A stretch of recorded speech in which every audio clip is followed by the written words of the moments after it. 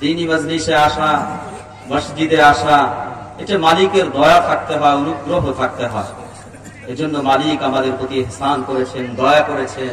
আমরা আশায় আশান্বিত, আমরা আশাবাদী যে মালিক আমাদেরকে মহব্বত করেনি বিধায় মালিকের আলোচনার মজলিসে আমাদেরকে সমবেত হওয়ার তৌফিক দয়া করে দান করেছেন।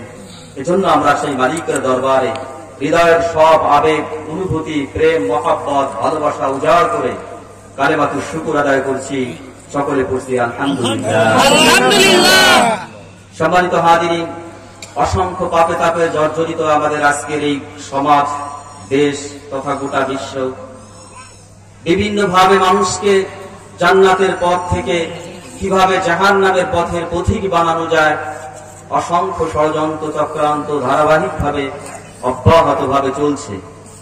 তার মোকাবেলায় দ্বীনের মজলিস, দ্বীনদারদের পক্ষ থেকে, উলামায়ে কেরামের পক্ষ থেকে, মসজিদ মাদ্রাসার পক্ষ থেকে উলামায়ে হযরত মানুষদেরকে ডাকছে, জাহান্নাম থেকে ফেরো, আল্লাহর দিকে আসো, জান্নাতের পথে আসো। অনেকেই তাদের বিরুদ্ধে নানান রকমের বিষোদ্গার করা হচ্ছে। তাদের এই আওয়াজকে স্তব্ধ করে দেওয়ার জন্য নানান রকমের ষড়যন্ত্র চক্রান্ত চলছে। বলে রাখতে হবে, সে সমস্ত ষড়যন্ত্র চক্রান্ত আমাদেরকে যেন আক্রান্ত করতে না পারে। আমাদেরকে সজাগ থাকতে হবে। আমাকে জাহান্নামের পথের প্রতীক হওয়া যাবে না, আমাকে অবশ্যই জান্নাতের পথের প্রতীক হতে হবে। জান্নাতের পথের প্রতীক হওয়ার জন্য আল্লাহ রাব্বুল আলামিন চূড়ান্ত একটা সিদ্ধান্ত নিয়েছেন। সেটা হচ্ছে মুসলমান হয়ে কবরে যেতে হবে। কি হয়ে কবরে যেতে হবে? মুসলমান হয়ে কবরে যেতে হবে। আর মুসলমানিত্ব এটা বাজারে হাটে কিনার কোনো বস্তু নয়, বংশগত ভাবে পাওয়ার কোনো বস্তু নয়। মুসলমানিত্ব নির্দিষ্ট কিছু আমল, নির্দিষ্ট কিছু আকীদা, বিশ্বাস পোষণ করার সমষ্টি হচ্ছে মুসলমান, যার শাব্দিক অর্থ হচ্ছে আত্মসমর্পণকারী। অর্থাৎ যিনি মহামহিয়ান আল্লাহ রাব্বুল আলামিনের হুকুমের কাছে নিজের আনুগত্যের মস্তককে অবনত করে দেন, তিনি হচ্ছেন মুসলমান। আর তিনি যেই মত এবং পথের অনুসারী, সেই মত পথ হচ্ছে আল্লাহ কর্তৃক মনোনীত জীবন বিধান ইসলাম। আল্লাহ বলেন, ইন্নাদ দীনা ইনদাল্লাহিল ইসলাম, ইসলামই আমার নিকট একমাত্র গ্রহণযোগ্য মনোনীত জীবন ব্যবস্থা। ومن يبتغي غير الإسلام دينا فلن يقبل منه وهو في الآخرة من الخاسرين। ইসলাম ছাড়া অন্য পথে, অন্য মতে, সে পথ, সেই মত যত বড় মানুষের সমর্থক হোক, যত মানুষের সমষ্টি সেই মত পথের সাথে থাকুক না কেন, আল্লাহ বলেন ইসলাম ছাড়া অন্য পথে, অন্য মতে যদি কেউ আমাকে অনুসন্ধান করে, পশ্চিমকালেও সে আমাকে পাবে না, বরং সে ক্ষতিগ্রস্ত হবে দুনিয়াতে এবং আখিরাতে। আল্লাহর আরো স্পষ্ট ঘোষণা, আল-ইয়াওমা আকমালতু লাকুম দীনাকুম ওয়া আতমামতু আলাইকুম নি'মাতি ওয়া রাদিতু লাকুমুল ইসলাম দীনা। আমি এই ইসলামকে কমপ্লিট কোড অফ লাইফ, পরিপূর্ণ জীবন ব্যবস্থা হিসেবে নির্বাচিত করেছি। আমি এর উপর রাজি সন্তুষ্ট হয়ে গেছি। এবং পৃথিবীতে যত মানুষ আসবে সকলের জন্য একই দিন, একই জীবন ব্যবস্থা, তার নাম হচ্ছে ইসলাম। আজ যদি দুনিয়াতে অসংখ্য ধর্মের আবিষ্কার হয়েছে, তৈরি হয়েছে, পূর্ববর্তী অনেক ধর্মকে আল্লাহ পাক ব্যান্ড করেছেন, তারপরেও তারা নিজেদের স্বার্থ উদ্ধারের জন্য আল্লাহর বিধানকে মেনে না নিয়ে তাদের বাপদাদার ধর্ম হিসেবে অন্যান্য ধর্মের অনুসরণ করছে। কিন্তু আমরা যদি নিজেকে আল্লাহর বান্দা, আল্লাহর গোলাম হিসেবে নিজেকে দাবি করি, তাহলে আল্লাহর বিধানকে আমাদেরকে মেনে নিতে হবে। এটা আকীদা, এটা বিশ্বাস। অনেক মুসলমানের মধ্যে এই বিশ্বাস নিয়ে সন্দেহ হয়, সংশয় হয় যে ইসলাম ছাড়া অন্য পথে, অন্য মতে, অন্য ধর্মের অনুসরণ করলে মুক্তি মিলবে কিনা। না, পশ্চিমকালেও না। এ ব্যাপারে কোরআনের স্পষ্ট বিধান, কোনো অস্পষ্টতা নাই, কোনো ইখতিলাফ নেই, কোনো মতভেদ নেই। স্পষ্ট কথা, ইন্নাদ দীনা ইনদাল্লাহিল ইসলাম, ইসলামই আল্লাহর নিকট একমাত্র গ্রহণযোগ্য মনোনীত এবং পূর্ণাঙ্গ জীবন বিধান। এবং ইসলামকে আল্লাহ পাক পরিপূর্ণ দিন হিসেবে মনোনীত করেছেন। এখানে কোনো গ্যাপ রাখে নাই যে তাই কোনো বিধান দিয়ে তা পূরণ করতে হবে, কোনো ছিদ্র রাখে নাই তাই অন্য কোনো দর্শন দিয়ে সেটাকে পূরণ করতে হবে। আল্লাহ পাক পরিপূর্ণ করে দিয়েছেন ইসলামকে। মুসলমান তার ব্যক্তি জীবন, তার পারিবারিক জীবন, তার সামাজিক জীবন, রাজনৈতিক জীবন, আন্তর্জাতিক জীবন, গোটা জীবন ব্যবস্থায় ইসলামের রীতি এবং নীতি অনুযায়ী পরিচালিত করবে। মুসলমানের এ ব্যাপারে কোনো সন্দেহ করা যাবে না যে আমাদের বিবাহ শাদী বা রাষ্ট্রনীতি বা ব্যবসা বাণিজ্যতে অন্যদের কোনো নীতি আদর্শ খয়রাত করা বা ভিক্ষা করা যাবে কিনা, না। আল্লাহ বলতেছেন যে এরকম কোনো সুযোগ নাই। আমি ইসলামের মধ্যে কোনো অপরিপূর্ণতা রাখি নেই। কিয়ামত পর্যন্ত এই ইসলামকে আমি অত্যাধুনিক একটা জীবন বিধান হিসেবে মানবতার মুক্তির সর্বোত্তম এবং সর্বশ্রেষ্ঠ এবং আমি কর্তৃক মনোনীত একমাত্র জীবন ব্যবস্থা হিসেবে আমি ইসলামকেই মনোনীত করেছি।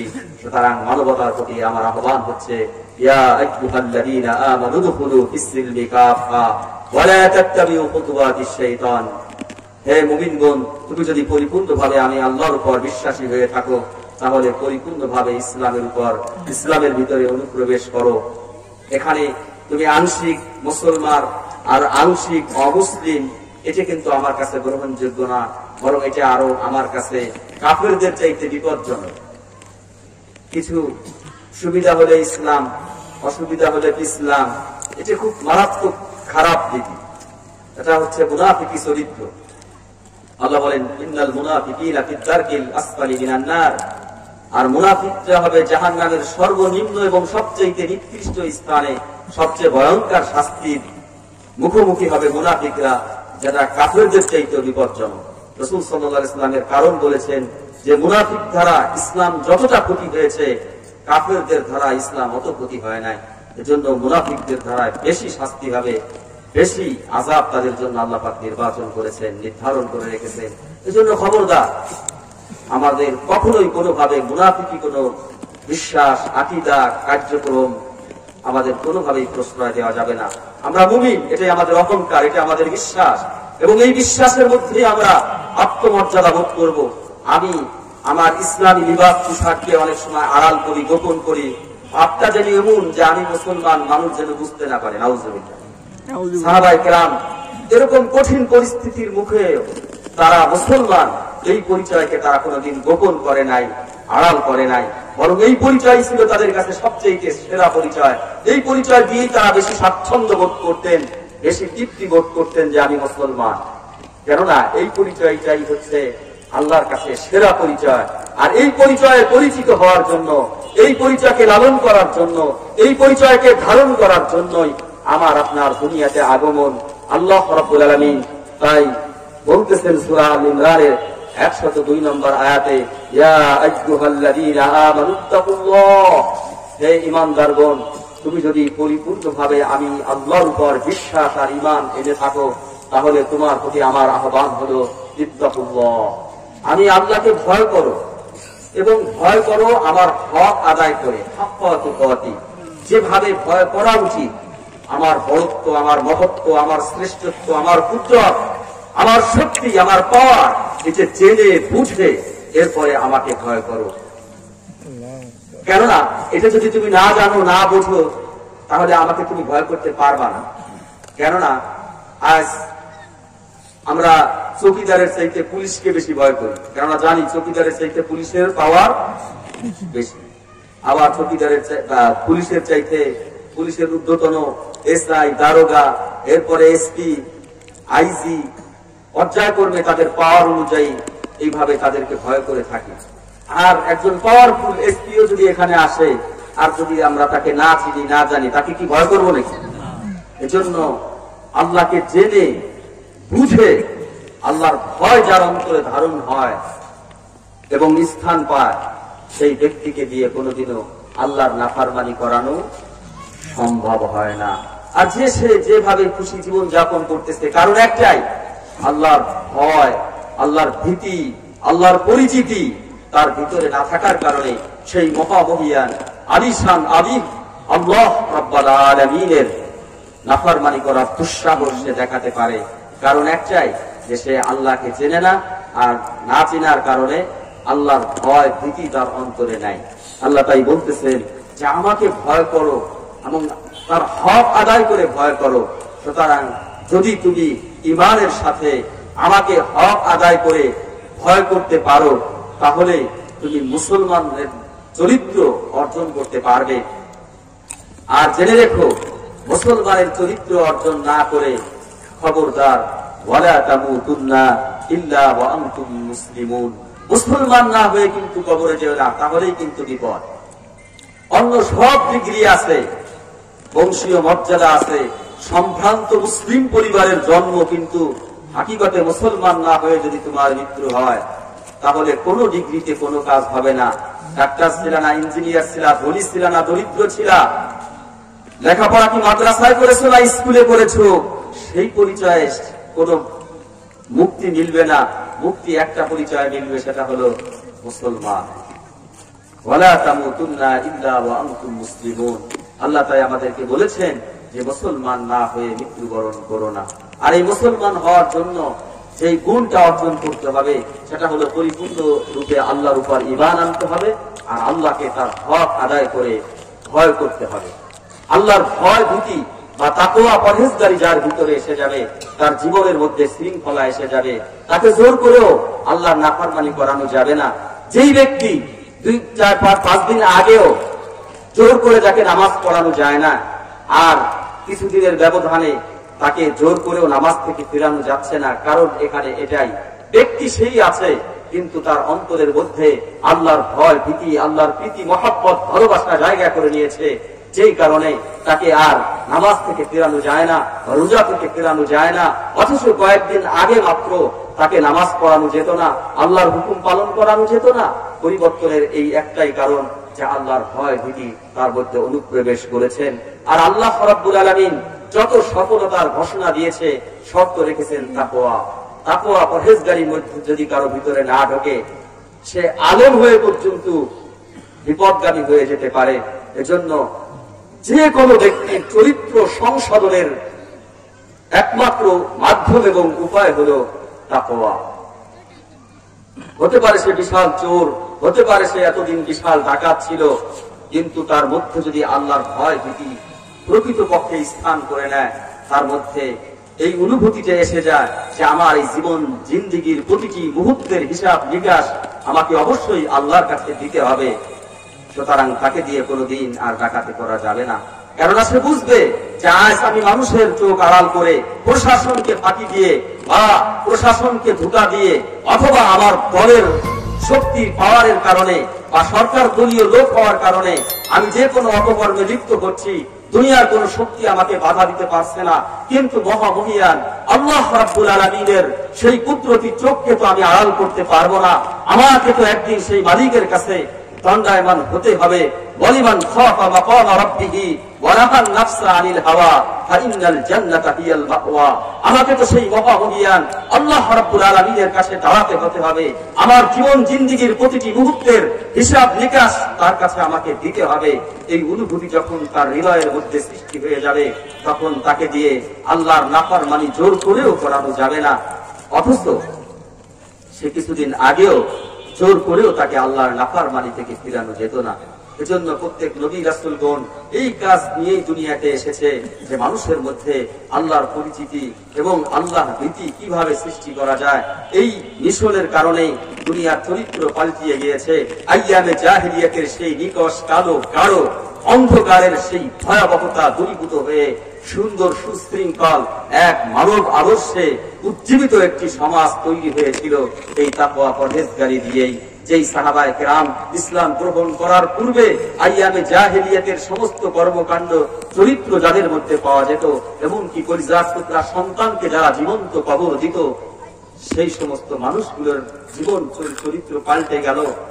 কি জীবন তাদের সৃষ্টি হলো, যে ওমর রাদিয়াল্লাহু তাআলা আনহু রাসূল করিম সাল্লাল্লাহু আলাইহি ওয়াসাল্লামকে হত্যা করার জন্য উন্মুক্ত তলোয়ার নিয়ে ছুটে এসেছিল, সেই ওমরের মধ্যে যখন আল্লাহ ভীতি ঢুকলো, আল্লাহ রাব্বুল আলামিন সেই ওমরকে দুনিয়ার মধ্যে খ্যাতি এবং তার পরিচিতি এইভাবে ব্যক্ত করলেন যে আল্লাহর পরে, রাসূলের পরে যদি নবুয়তের দরজা খোলা থাকতো, আল্লাহর রাসূল বলেন তিনি হতেন ওমর।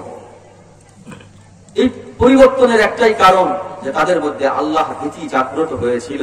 ওমর রাদিয়াল্লাহু তাআলা আনহু শাসন অর্ধজাহানের শাসক খলিফা, তার অনুভূতি হচ্ছে যে ফোরাতের পাড়ে একটা কুকুরও যদি অনাহারে মারা যায়, কিয়ামতের ময়দানে আমি ওমরকে আল্লাহর আদালতে আসামির কাঠগড়ায় দাঁড়াতে হবে। এই ছিল তাদের মধ্যে অনুভূতি, এবং তার জনগণের মধ্যেও এই একই অনুভূতি তৈরি হয়েছিল। ওমর রাদিয়াল্লাহু তাআলা আনহু রাতের অন্ধকারে প্রজাদের খোঁজ খবর নেওয়ার জন্য দাঁড়ে দাঁড়ে ঘরে ঘরে ঘুরতেন। কোন একদিন দেখেন এক ঘর থেকে আওয়াজ আসছে, মা বলতেছে তার মেয়েকে, এই দুধের মধ্যে পানি দিয়ে রাখো, বাজারে দুধ বিক্রি করতে যাইতে হবে, দুধ জানি একটু বেশি হয়, এজন্য দুধে পানি দাও। ওই মেয়ে বলতেছে যে মা, দুধে তো পানি দেওয়া যাবে না, ওমর জানলে তো এর কঠিন বিচার এবং শাস্তি আমাদেরকে দিবে। বলতেছে যে ওমর কি দেখবে নাকি? বললে ওমর না দেখলেও ওমরের আল্লাহ, আমাদের যে সেই আল্লাহ তো অবশ্যই দেখতেছেন, সুতরাং দুধে পানি দেওয়া যাবে না। আর মুত্তাকিদের কি মানে মূল্যায়ন, সেই গোয়ালিনীর মেয়ে এই কথা বলেছেন। ওমর রাদিয়াল্লাহু তাআলা আনহু যখন নিজ কানে এই কথা শুনেছেন, তিনি তার যোগ্য সন্তানের বধূ হিসেবে ওই গোয়ালিনীর কন্যাকে তখনই নির্বাচন করে নিয়েছেন যে এই হবে আমার সন্তানের বধূ। কেননা তার মধ্যে আল্লাহর ভয় আছে, কারণ আল্লাহ ভীতি এটি হলো মানব জীবনের সর্বোত্তম কোয়ালিটি, সর্বোত্তম চরিত্র। এই গুণ যদি কারোর মধ্যে ভিতরে একবার এসে যায়, তিনি তার থেকে তার পিতামাতা নিরাপদ থাকে, সন্তান নিরাপদ থাকে, দেশ নিরাপদ থাকে। শুধু তাই নয়, কোন মাখলুক তার থেকে আর কষ্ট পায় না, কারণ সে মুত্তাকি, সে আল্লাহকে ভয় করে। তার ধারায় কোনো নাফরমানি হয় না, তার ধারায় কোনো মানুষ কষ্ট পায় না, তার ধারায় কোনো মাখলুক কষ্ট পায় না, এবং সে হক আর বাতিল এটা আলাদা করার যোগ্যতা আল্লাহ পাক তাকে দিয়ে দেন। এটি এমনই একটি যোগ্যতা, এমনই একটি কোয়ালিটি যেটা মানব জীবনের জন্য একান্ত অপরিহার্য। আজকে আমাদের সকলের একটাই প্রশ্ন, ইসলামের নামে নানান দল, নানান মত, নানান পথ, এক এক হুজুর এক এক কথা বলে। হক কোনটা, বাতিল কোনটা, এটা আমরা কিভাবে নির্ধারণ করব, কিভাবে আলাদা করব, কিভাবে হককে চিনবো, হককে জানবো, হককে মানবো? আল্লাহ রাব্বুল আলামিন তার উত্তর দিচ্ছেন, ইয়া আইয়ুহাল্লাযীনা আমানু ইন তাত্তাকুল্লাহ ইয়াজআল লাকুম ফুরকানান ওয়া ইউকাফির আনকুম সাইয়্যাতিকুম ওয়া ইয়াগফির লাকুম ওয়াল্লাহু যুল ফাদলিল আযীম। সূরা আনফালের 29 নম্বর আয়াতে আল্লাহ পাক এই প্রশ্নের জবাবে বলেন, হে ঈমানদারগণ, হে বিশ্বাসীগণ, তোমরা যদি আল্লাহকে ভয় করো, ইন তাত্তাকুল্লাহ, যদি আল্লাহকে ভয় করো, তাহলে ইয়াজআল লাকুম ফুরকানান, আল্লাহ তোমাদেরকে ফুরকান দান করবেন, অর্থাৎ হক আর বাতিল এটা চিহ্নিত করার, আলাদা করার যোগ্যতা আল্লাহ পাক নিজেই তোমাদেরকে দিয়ে দিবেন। বলুন সুবহানাল্লাহ। তুমি নিজেই বুঝতে পারবা তোমার কাছে হক কোনটা আর বাতিল কোনটা, ভণ্ড কোনটা আর আসল কোনটা, এটা তুমি নির্ধারণ করে দিতে, নির্বাচন করতে পারবে যদি তোমার মধ্যে এই তাকওয়ার গুণ থাকে। এবং ওয়াগফির লাকুম যুনুবাকুম, আল্লাহ রাব্বুল আলামিন তোমাদের পাপসমূহকে ক্ষমা করে দিলেন। এবং আল্লাহু যুল ফাদলিল আযীম, আল্লাহ রাব্বুল আলামিন হচ্ছেন অত্যন্ত অনুগ্রহশীল, অনুকম্পাশীল।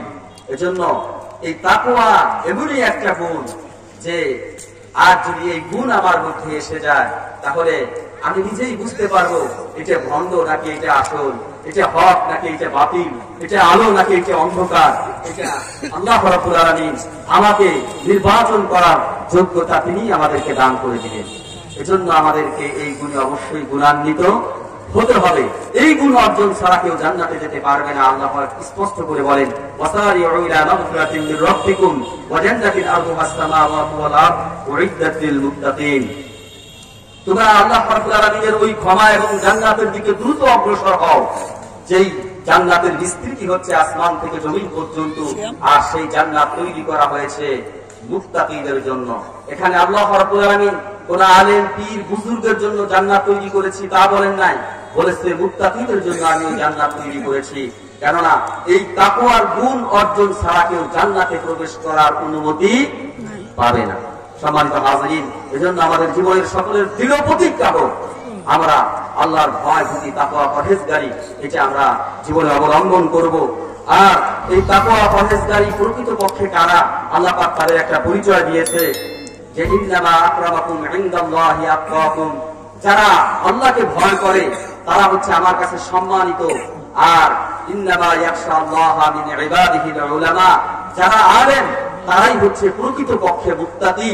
কেননা তাদের কাছে আল্লাহর পরিচিতি, আল্লাহর বড়ত্ব, আল্লাহর মহত্ব, আল্লাহর শ্রেষ্ঠত্বের বিষয়, আল্লাহর বিধান কোরআনের মাধ্যমে, রসুলের বিধান সুন্নাহর মাধ্যমে তাদের সামনে থাকে, স্পষ্ট থাকে।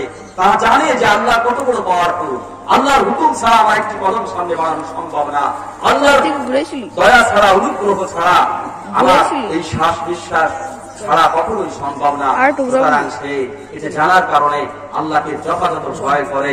এজন্য আল্লাহ পাক বলতেছেন যে ইয়া আইয়ুহাল্লাযীনা আমানুত্তাকুল্লাহ ওয়া কুনু মা'আস সাদিকিন, হে ঈমানদারগণ, এজন্য তোমরা সেই সমস্ত সাদিকিন, হক্কানি, মুত্তাকি, আলেম, উলামা তাদের সহবত গ্রহণ করো। কেননা সহবতের ধারায় সেই গুণ, কোয়ালিটি তোমার মধ্যেও অর্জন হবে। তুমিও মুত্তাকি হতে পারো যদি মুত্তাকিদের সাথে তুমি চলো, মুত্তাকিদের সাথে তোমার তাআল্লুক আর সম্পর্ক থাকে। সম্মানিত হাজিরিন, এজন্য আল্লাহ বলতেছেন যে ওয়া কুনু মা'আস সাদিকিন, এজন্য তোমরা সত্যবাদীদের সাথী হও। কেননা যার সাথে যার মহব্বত, তার সাথে তার কিয়ামত। আপনি ভালো মানুষের সাথে মহব্বত রাখবেন, অবশ্যই আপনি ভালো মানুষ হতে পারবেন, আর ভালো মানুষের চূড়ান্ত ঠিকানা হবে জান্নাত, আপনিও জান্নাতি হতে পারবেন। রাসূল সাল্লাল্লাহু আলাইহি ওয়াসাল্লাম এই ব্যাপারে অনেক উদাহরণ দিয়েছে যে আতরের দোকানে যদি কেউ যায় অবশ্যই তার একটা ঘ্রাণ সে পায়, আর যদি কর্মকারের দোকানে গিয়ে বসে তাহলে অনিচ্ছা সত্ত্বেও তার ধোঁয়া বা তার অগ্নি এসে তাকে স্পর্শ করতে পারে।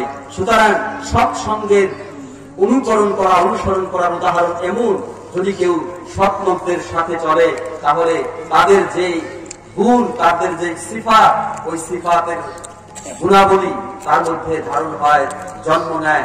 আর অসৎ মানুষের সাথে যদি চলে তাহলে তার বদ আসর তার ভিতরে আসবে। এজন্যই বলা হয় যে সৎসঙ্গে স্বর্গবাস, অসৎ সঙ্গে সর্বনাশ। সম্মানিত হাজিরিন, আজ আমাদের সমাজে সন্তান বিপদগামী, কথা শুনে না, হুজুরের কাছে তাবিজ নেওয়ার জন্য আমরা আসি, কিন্তু নিয়ম তো ছিল ওই সন্তানকে শৈশবে মুত্তাকিদের সংস্পর্শ গ্রহণ করা, ইমাম সাহেবের সান্নিধ্য দেওয়া, আলেম ওলামাদের সান্নিধ্য গ্রহণ করানো, কোরআনের আলোয় তার জীবনকে আলোকিত করা, তাহলেই সে ভালো পথে আসতো। এখন সে জীবন চালাইছে গাঁজাখোরদের সাথে, মদখোরদের সাথে, জিনাখোরদের সাথে। এখন আপনি হুজুরের তাবিজ দিবেন আর সে ফিরে আসবে, এটি নিয়ম না। নিয়ম হচ্ছে আপনি তার সঙ্গী ভালো বানান, সে ভালো হবে। আপনি খারাপ সঙ্গীদের নিয়ে তাবিজ দিতে আসবেন, ওই তাবিজ তো দূরের কথা, ওই হুজুর গিলে খাওয়াইলেও কি হবে না, কাজ হবে না। এই নিয়ম আমরা জানি। একটা গাছ যখন ছোট থাকে, আপনি যদি তাকে সোজা করতে চান বা সাথে একটা বাঁশ দাঁড়া করাই দেন, কি হয়ে যাবে, গাছটা সোজা হয়ে যাবে। কিন্তু যখন 1 বছর, 2 বছর, 5 বছর হয়, সে যখন এরকম হৃষ্টপুষ্ট হয়ে যায়, তখন শুধু বাঁশ নয়, যদি গ্রাম ধরেও এসে মিলে ওই গাছকে সোজা করতে চায়, সোজা করা যাবে না। এই জন্য আমাদের শুরু থেকেই সিদ্ধান্ত নিতে হবে যে আমার সন্তানকে আমি নেককার বানাবো নাকি বদকার বানাবো। যদি বদকার বানাতে চাই তাহলে বদকারদের সাথে তার জীবনকে যাপন করাতে হবে। আর যদি সৎ এবং আদর্শবান, চরিত্রবান ভালো সন্তান হিসেবে তাকে আমি গড়তে চাই, তাহলে ভালো মানুষের সাথে তাকে জীবন যাপনের জন্য অভ্যস্ত করতে হবে। তা না হলে তাকে আমি কোনোদিনও ভালো পথে, ভালো মতে আনতে পারবো না। সম্মানিত হাজিরিন, এজন্য আমাদেরকে মুত্তাকিদের সহচর্য, মুত্তাকিদের সান্নিধ্য আমাদের নিজেদেরকেও গ্রহণ করতে হবে। আমাদের সন্তান সন্ততিদের কল্যাণকামী যদি আমরা হতে চাই, হিতাকাঙ্ক্ষী হিসেবে যদি আমি হতে চাই, আমি যদি একজন আদর্শ পিতা হই, আমি যদি একজন আদর্শ মা হই, আদর্শ দাদা হই, আদর্শ অভিভাবক হই, তাহলে আমার অধীনস্থ যারা তাদেরকে নেককারদের সান্নিধ্য গ্রহণ করাবো, নেক পথে তাদেরকে পরিচালিত করাবো, কোরআনের আলোয় তাদের জীবনকে আলোকিত করাবো। কেননা কোরআন হচ্ছে এমনই এক আলোক বর্তিকা। আল্লাহ বলেন, কিতাবুন আনজালনাহু ইলাইকা লিতুখরিজান নাসা মিনাজ যুলুমাতি ইলান নূর। কিতাব হচ্ছে এমনই এক আলোক বর্তিকা, এমনই এক নূর। এই নূর ধারায় হে রাসূল আপনি মানুষকে জাহালিয়াতের অন্ধকার, শিরিকের অন্ধকার, বিদআতের অন্ধকার, কুফরির অন্ধকার, দুনিয়ার মোহ ভালোবাসার অন্ধকার থেকে এরকম সিরাতে মুস্তাকিমের পথে, আলোর পথে আপনি ফিরায় আনবেন এই কোরআনের মাধ্যমে। এই কোরআন যদি কারো সিনায় না থাকে তাহলে কোনদিন আপনি তাকে দিয়ে আলো অন্ধকারের পার্থক্য করতে পারবেন না। বরং রাসূল সাল্লাল্লাহু আলাইহি ওয়াসাল্লাম বলেন, যার সিনার মধ্যে কোরআনের ন্যূনতম কোনো ইলম নাই, অংশ নাই, তার সিনাটা হচ্ছে উজাড় ঘর, বিরান ঘরের মতন। বিরান ঘর যেমন বসবাসের অনুপযুক্ত, তদ্রূপ যেই হৃদয়ের মধ্যে কোরআনের কোনো অংশ নাই, সেই হৃদয়টা হচ্ছে ঈমান, ইসলাম, তাওহীদ, রিসালাত, আখিরাত বসবাসের অনুপযুক্ত। তাকে দিয়ে আপনি নামাজ ইচ্ছা করলেও পড়াইতে পারবেন না, তাকে দিয়ে পিতা মাতার খেদমত করাতে পারবেন না, তাকে দিয়ে মানব সেবা করাতে পারবেন না, কেননা তার মধ্যে সেই অনুভূতি জাগ্রত হয় নাই, তার মধ্যে শিরকের অন্ধকার দূর হয় নাই, তার মধ্য থেকে কুফরির অন্ধকার দূর হয় নাই, তার মধ্য থেকে বর্বরতা আর জামালাতের অন্ধকার দূর হয় নাই। কেননা বর্বরতা এবং জামালাতের অন্ধকার দূর করার মাধ্যম হলো কোরআন। যেই সিনার মধ্যে কোরআন নাই, সেই সিনার মধ্যে দ্বীন, ঈমান, ইসলাম, সভ্যতা, আদর্শ, ভালোবাসা, মনুষ্যত্ব বসবাস করতে পারে না। এজন্য জীবনের শুরুতে তাদের সিনার মধ্যে আমরা কোরআনের অনুপ্রবেশ করাবো এবং ভালো মানুষের সহচর্য তাদেরকে জীবনকে যাপন করানোর জন্য চেষ্টা করব এবং